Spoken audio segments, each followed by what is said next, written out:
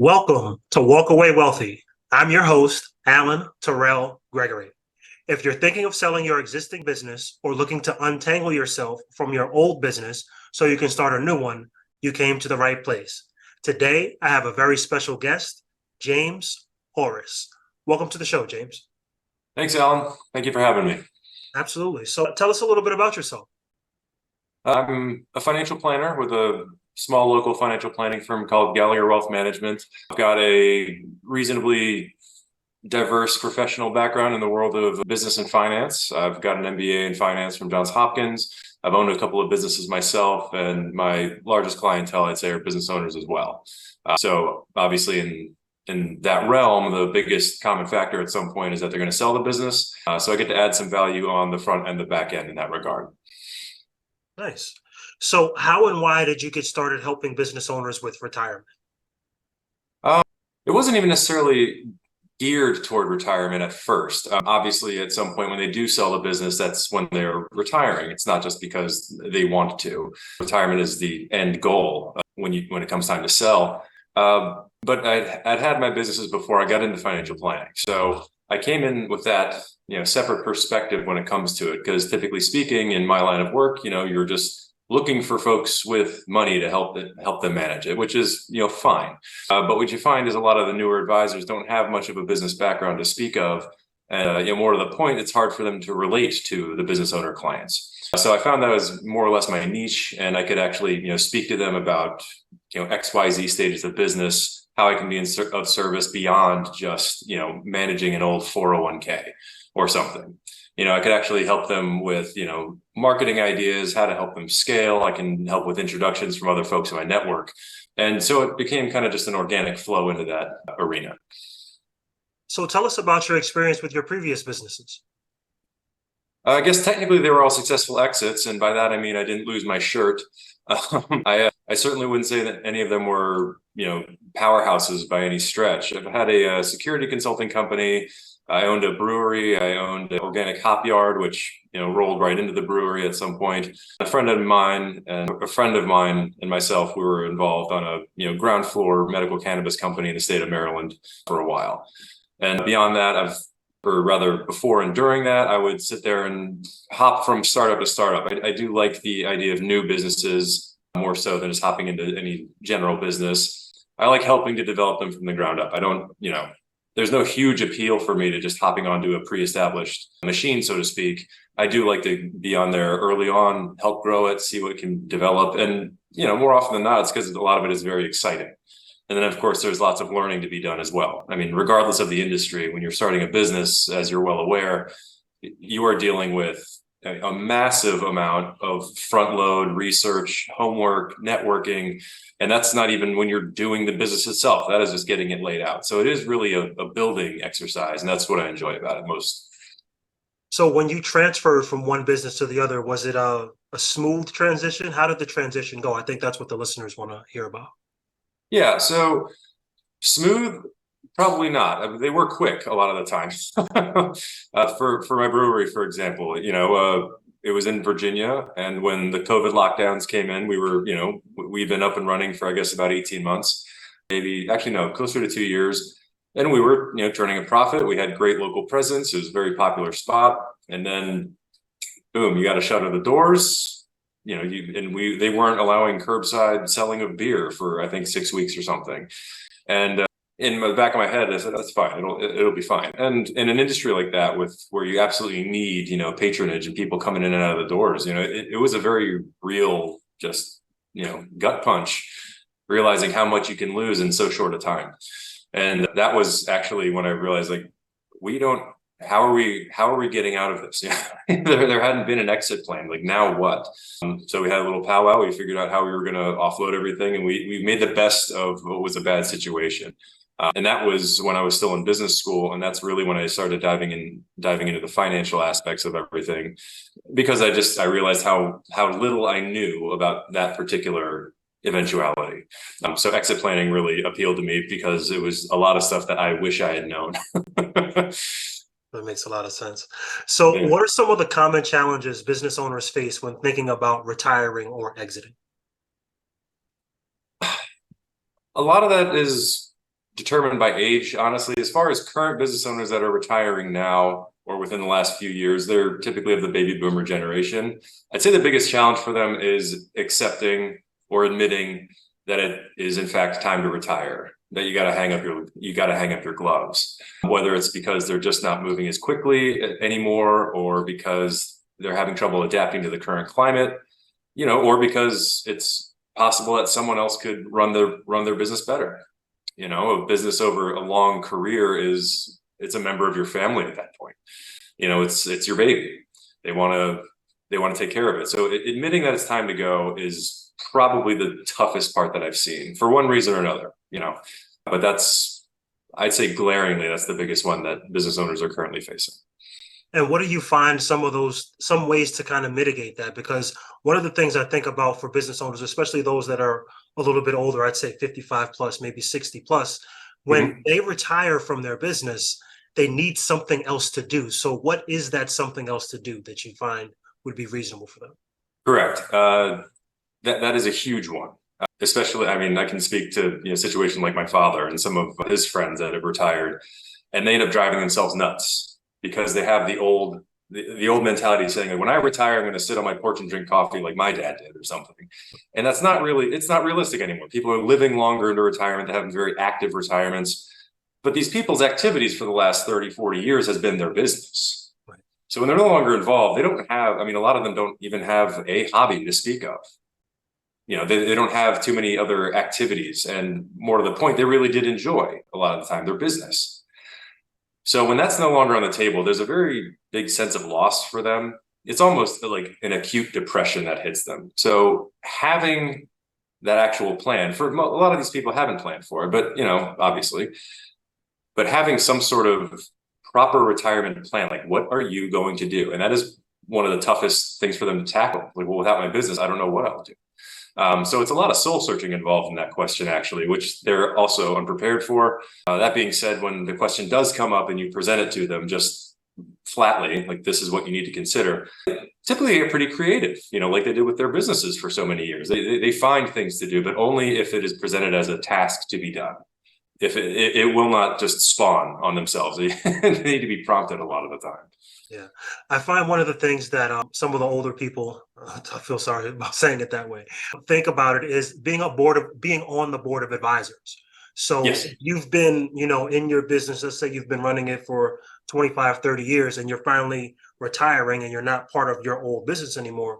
You find, you still want to be in the game, but it's not necessarily your business. So you kind of become a consultant or somebody that's on a board of advisors, so you can still feel like you're in the game and you're actually, still doing something.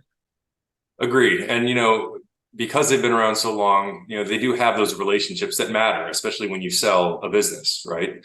A lot of times when you think you'll sell a business for X, even though it won't actually be worth that much, because the incoming buyer or whoever's inheriting the business won't have those decades-long relationships with the customers or clients that they have. So in that regard, it's incredibly valuable that they stay on in some capacity.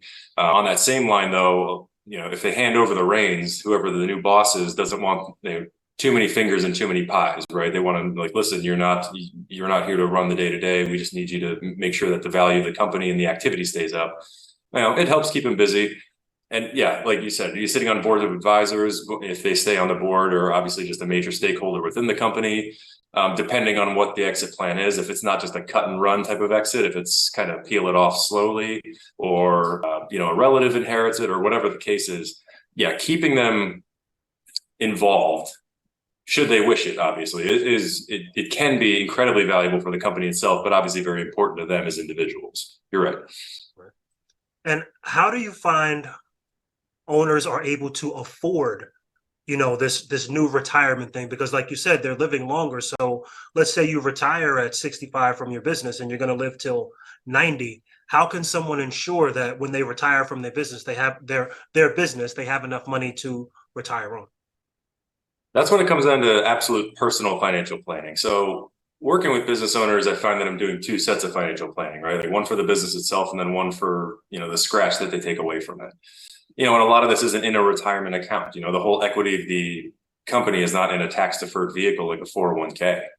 A lot of them sunk the whole hog into the business up front. Now, they were making great money, but did they do anything else on the outside? Sometimes, most of the times, yes, but sometimes no. Sometimes they just sort of ran with it just for that long. So really, it's about educating what can be done. And, is your current lifestyle that you've become accustomed to over the last 15 years, when you've been just rolling in the money, is that sustainable? Well, maybe not. And that ultimately will depend on how much the company can be sold for and what method of sale they use. All of those things factor into it, because a lot of times you can get absolutely hammered with taxes. Sometimes you can structure it or shelter it in such a way that you don't. But even so, will you be able to support this? And then, of course, when you're thinking about retirement, like, do you want to live the same way you've been? Typically speaking, folks will downsize. They don't have the kids, they don't have the mortgage, they don't have X, Y, and Z. So, it's like, well, actually, I could have a nice small condo or a smaller house out in the country or something. I don't have to have this big McMansion that I bought 30 years ago when I had, 3 small kids, and I certainly don't have any college bills. So, when you present it to them in a pretty logical progression like that, they're usually more open to suggestions. So yeah, it really is a matter of front end financial planning for them. And then, of course, once the trigger is pulled on the sale, that's when you get down to the very granular nuts and bolts to find out what precisely can be done according to that plan. Because, as you well know, what somebody wants for their company might not be what they get for the company. That will be a very large determining factor. Absolutely. And I think that's one of those things where owners tend to have this misconception about what their business is actually worth. And one of the main reasons in M&A that businesses or that deals don't get done is because owners have unrealistic expectations. And I'll use this example very clearly so that people can understand. If you think your business is worth $10 million, but you only do about 100,000 in net profits, it's not going to happen.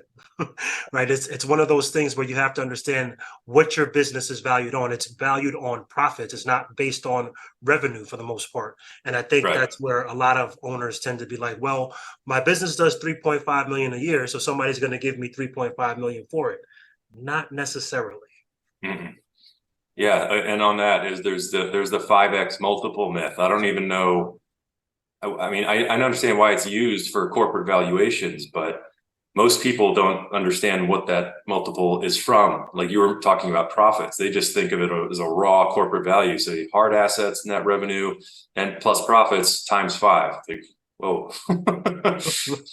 hold on. I need to be the bearer of bad news with this one. That's not necessarily the case. Right. And then you see this in real estate a lot. Not in the last couple of years, obviously, but typically speaking, people say, "Oh, this is a $400,000 house."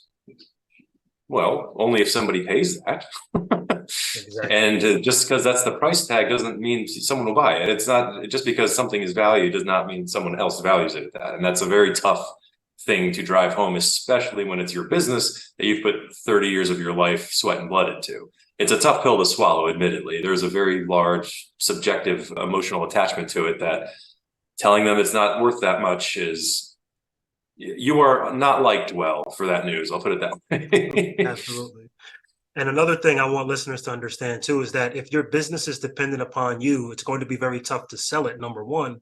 And it's going to be tough to sell it for maximum valuation because anyone that comes in to buy your business usually doesn't want to run daily operations. They want to make sure that you have a true business and that they're not buying a job. Correct. Yeah, they want to buy a profitable firm.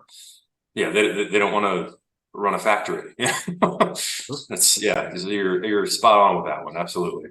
Yeah. So how much time is needed to plan and execute a successful exit for a business owner?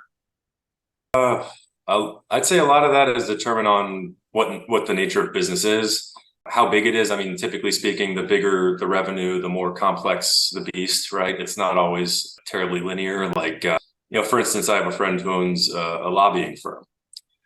Other advisors, doctors, most of the time, they have a practice, but it's built on a book of clientele. Right. So it's reasonably recurring revenue.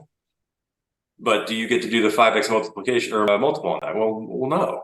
That would be huge a lot of these times. I mean, if you're bringing in, however many hundreds of thousands, millions of dollars a year, and they typically have very low overhead for, service-based things like that. I have other clients that are cybersecurity owners. Their overhead is basically their electric bill, and rent. So it's very low, but they have massive, massive inflow. So they have sometimes a higher than a 5x multiple. They have people clawing away to get their hands on their intellectual property and their staff. Like big companies like Northrop Grumman or Raytheon will call them, say, you want to sell yet? How's $10 million? So I'd say industry and size are large determining factors, but as a rule, at least 2 years, you should be planning on when you want to leave. Just from my perspective, just as a financial planner, you need that much time to line up all the ducks, to get everything ready. So, because you might need to move to mitigate the taxes. You might just want to move anyway. There are a lot of things that tie up. Like when selling a business is not like selling a pair of shoes, obviously. There's a lot more administrative work. Just finding a buyer, nurturing new relationships, finding the right legal counsel, the right accountants, the right financial planners, your family. All these things. It's not just complex. It is very time consuming just by nature. So if you don't give yourself the proper time, you just simply cannot accurately prepare. You might get lucky, but after 30 years in business, if you want to have the final show based on luck, that's, in my opinion, borderline irresponsible. So I try to approach the business owners that are, just even if they're thinking about selling or getting out, they don't have to be at retirement age. I tell them, I hope this isn't happening next month. You have a lot of time and a lot of other variables come into it. So the bare minimum 2 years, I'd say, but if you're smart or really diligent about it, 4 to 5. Especially when you throw in the complexity of a family transition. Like if it's a family transition, like you're trying to not pass it down to your son or daughter, actually have them buy it, which is another whole thing altogether. It's certainly going to take you longer than 2 years. That family dynamic is really important if you're going to get it right. Absolutely. Yes, agreed. Yeah. So let's see. What's the next question I got here? What's the difference between your services and that of a business broker?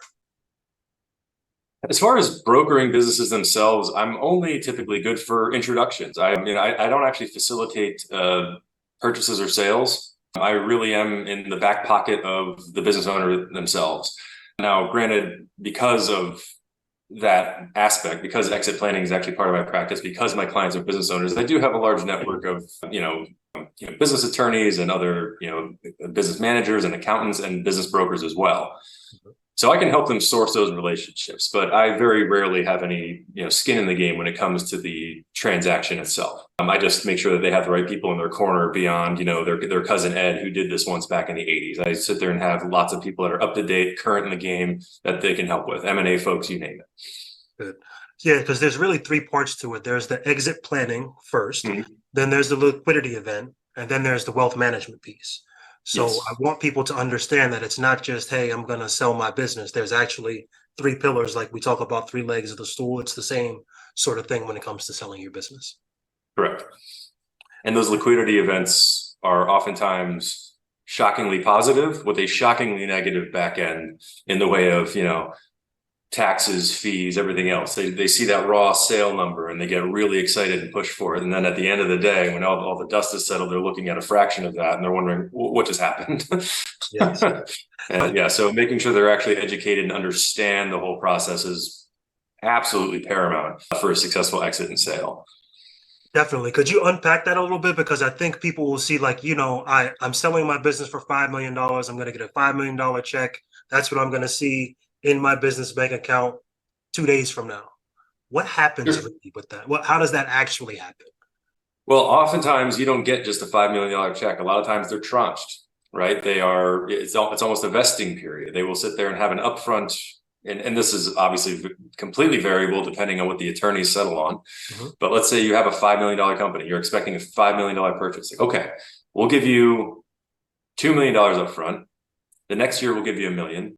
The next year we'll give you $1 million. The next year you give you $1 million. Now that's obviously not chicken feed. Not too many people are going to sneeze at that. But if you're expecting $5 million, that's wonderful. But that's just the raw check that the purchaser is going to throw you. But you have to remember that you held on retainer for a couple of years, and sometimes transactional attorneys, business brokers, just headhunters.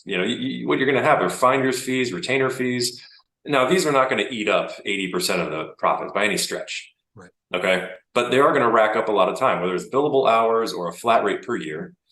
So let's just say, 10%, boom, that's going to go out the door to pay everybody else that's been on your team just to satisfy it. in the transaction itself. Okay, great. That was wonderful. Thank you for the haircut. Well, now what? Like, yes, now what? All of this money is now, boom, liquid to you. You have this wonderful thing called taxes that are going to come into your pockets big time.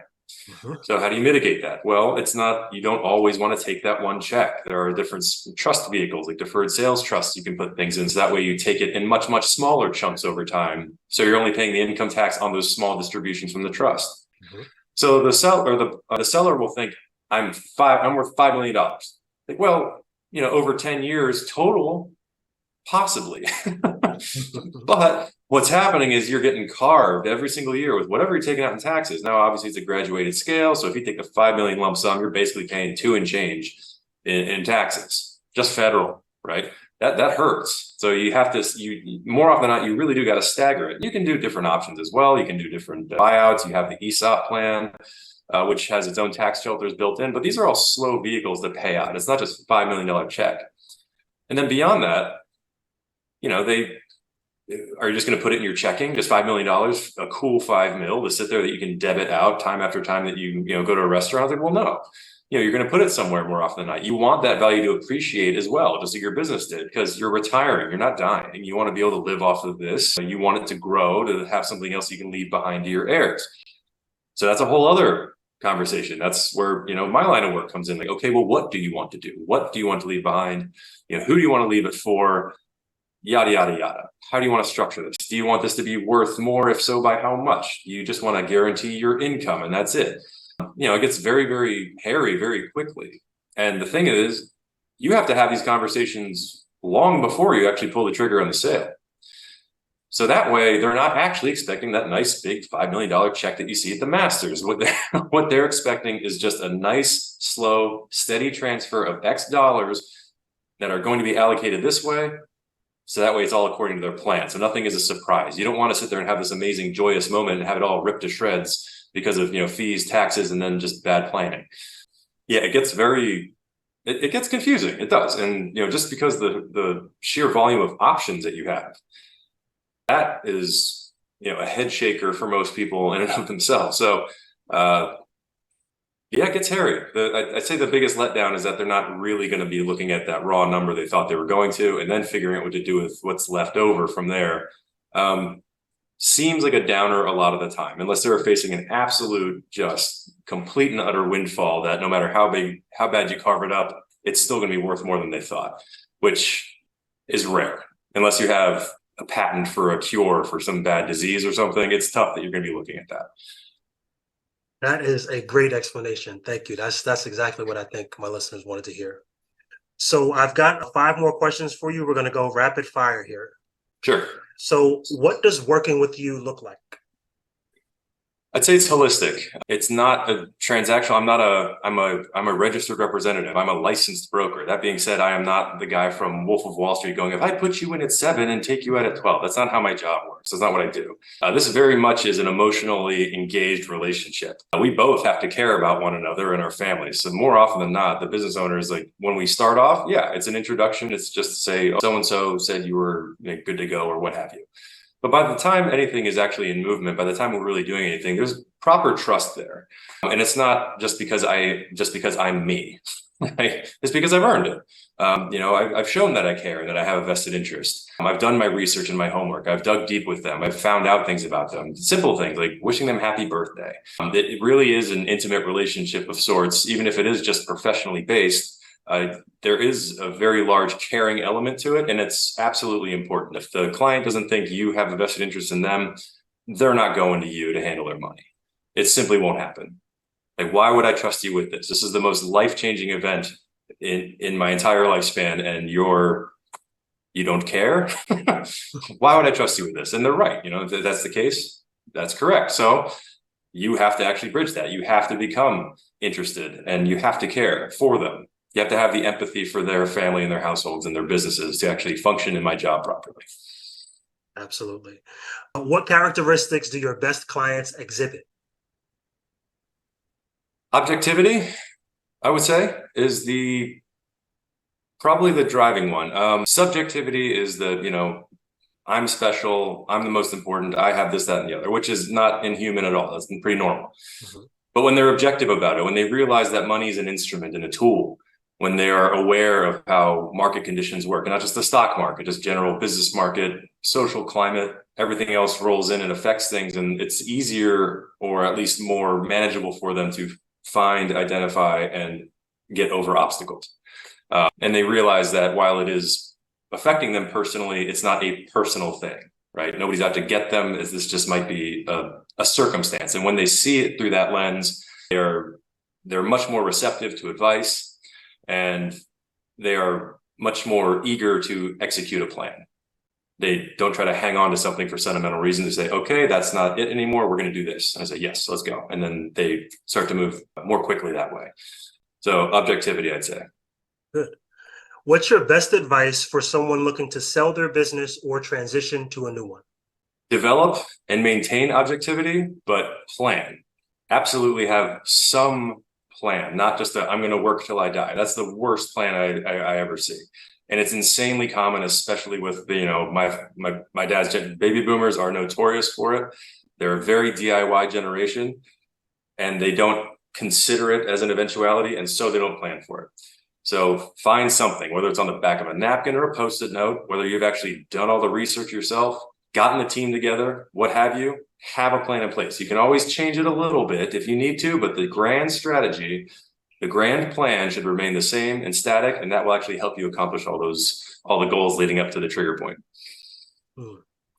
What's one of your favorite quotes and why? This is tricky. I have a ton, and I try to keep it somewhat relevant to what we're speaking about. But honestly, this speaks to me on a much more practical level, just because of the type of guy that I am. And just like we've been talking about, a lot of this is hinging on planning. So I went with Charlie Beckwith. He's the founder of Delta Force, Special Forces Operational Detachment Delta. He was an SF guy for a long time. Obviously, he's very famous because he wrote the book called Delta Force, all this other stuff. And I was just pouring through my Rolodex, and this one came up, and it's pretty simple. It says, make a simple plan, inform everyone involved with it, don't change it, and kick it in the ass. There you go. And I love that one. I said, wow, that is perfect. That's how I approach my clients, without the last bit of vulgarity there, but it's effective. From a military background, my whole life, my whole family, and in my opinion, in my experience, the simple solution is usually the right one. And, complexities may occur, but you can reduce it down to its common, simple elements. And when that thing happens, when you can actually do that, then even the biggest, grandest plan, most complex plan you can think of is nothing more than a set of simple, achievable tasks. And when that's it, just knock them off one by one. And before you know it, you've covered all the ground and you're good. Nice. And how can people get in touch with you? Well, I'm on LinkedIn, of course, James Horris, with all my alphabet soup, MBA and SEPA. My email address is I work for Gallagher Wealth Management. That's GallagherWM.com as well. And our firm itself has a YouTube channel, a Twitter handle, and of course, I got my work phone number, which I don't know if you want me to say it on here. Go ahead. Give it to me. Yeah, my work phone number. I'm in a local firm outside of Baltimore, Maryland. That's where I live. So we can work nationwide. We're fully licensed. But it's a 301-664-2640. That's my work line. I'm more than happy to get in touch with anybody. I got in touch with you on LinkedIn. LinkedIn is an incredibly valuable vehicle. Not many people tend to use it as such. It's almost like the new Facebook for some reason, but professionally speaking, you can accomplish quite a bit through that. I do want to thank you for having me on here, Alan. It's been great talking to you these past couple of times, and I really do appreciate the offer. Thank you. I'm glad to have you. You were great. Appreciate it. Thank you.